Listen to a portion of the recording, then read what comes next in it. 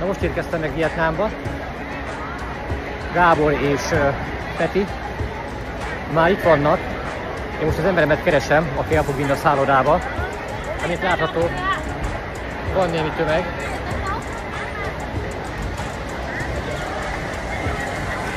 Ráadásul én Kínából jöttem, és egy üzleti úton voltam.